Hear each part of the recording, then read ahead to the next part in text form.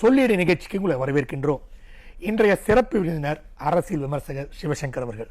வணக்கம் சார். வணக்கம் சார். இப்போ பரபரப்பாக பேசக்கூடிய விஷயம் கரூர் சம்பவம் தான். கிட்டத்தட்ட 40 பேர் மரணம் அடைந்திருக்கிறார்கள். ஒரு மிகப்பெரிய துக்க சம்பவம் அது.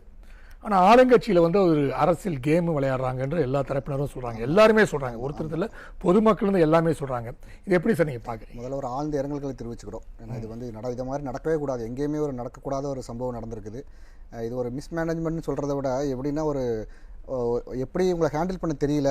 நீங்கள் தமிழக காவல்துறை உலக அளவுக்கு நீங்கள் பேசப்பட்ட தமிழக காவல்துறை பார்த்தீங்கன்னா இன்றைக்கி ஒரு ஈவெண்ட்டை நடத்துறதுக்கு, சாதாரண ஈவெண்ட் நடத்துகிற கூட முடியாத நிலைமையில் கொண்டு வச்சிருக்கீங்க. அப்படின்னா எனக்கு பொறுப்பு டிஜிபி போட்டிருக்கிறீங்க.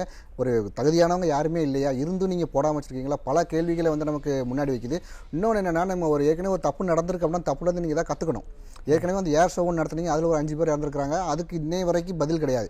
அதில் யார் மேலேயே நீங்கள் நடவடிக்கை எடுத்துக்கிட்டீங்கன்னா நடவடிக்கை எடுக்கல. இப்போ நீங்கள் இந்த ஈவெண்ட் நடந்த உடனே நீங்கள் 2-3 பேர் மேலே கேஸ் ஃபைல் பண்ணுறீங்க. உடனடியாக டிவிக்கு மேலே 2-3 பேர் ஃபைல் பண்ணிங்கன்னா அந்த ஏர் ஷோவில் நடக்கும்போது அன்னைக்கு இருந்து அது கவர்மெண்ட் நடத்தின ஈவெண்ட், அந்த ஈவெண்ட்டை நீங்கள் யார் மேலேயே கேஸ் ஃபைல் பண்ணியிருக்கீங்களோ எதுவுமே கிடையாது.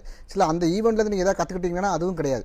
இப்போ என்ன சொல்கிறது, இவங்க போலீஸ் யாருடைய கண்ட்ரோல்லையுமே இல்லை. அதைத்தான் நம்ம கோர்ட்லேயுமே நிறைய இடங்களில் சொல்கிறாங்க, போலீஸ் தாந்தோண்டித்தனமாக தான் இஷ்டத்துக்கு தான் இருக்கிறாங்க. ஸோ அந்த மாடலில் தான் இருக்கிறாங்க. இது உண்மையாக சொல்ல, அந்த ஜாலியன்வாலாபாக் படுகொலை மாதிரி மக்களை குறிப்பிட்ட ஒரு பகுதியில் கொண்டு நீங்கள் அடைச்சி வச்சு நீங்கள் திட்டமிடப்பட்ட படுகொலை மாதிரி தெரியுது. இது முழுமையாக விசாரித்தா மட்டும்தான் இதில் யாரெல்லாம் பங்கு இருக்குது அப்படிங்கிறலாம் தெரியும்.